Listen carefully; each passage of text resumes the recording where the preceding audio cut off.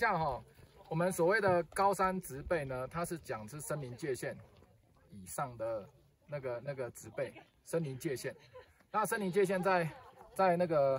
纬度比较高的地方叫做冻原极地的这种环境有没有？那这种环境呢，它其实是以那个杜鹃花科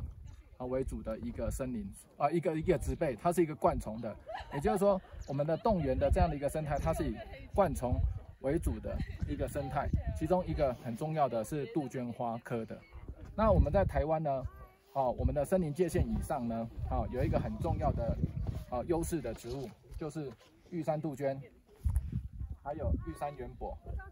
两个你看都是灌丛，有没有看到？所以呢，这两个刚好是在我们森林界限以上的3600公尺以上的这样的一个高山植物里面非常典型的植群型，就是玉山杜鹃跟玉山圆柏。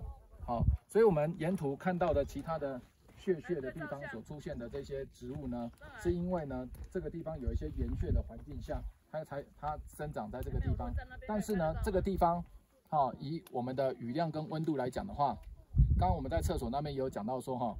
这个冷杉呢，它事实上它是有办法长到这边的高度是3200多公尺它还是有办法长到合欢主峰上来，但是它会有很多的环境的压力。那这个环境压力第一个在这个地方如果排除了火烧的因素的话，它的冷杉要盘踞到上面主峰这个临线这个山顶的时候，它的面对的最大的环境压力是风非常的大，所以呢它的压力非常的大，所以呢在冷杉没有上来的状况之下呢，其实像这样的环境呢，就会出现了玉山杜鹃跟玉山圆柏这样很重要的植群型。所以等一下就帮忙拍个照，这样。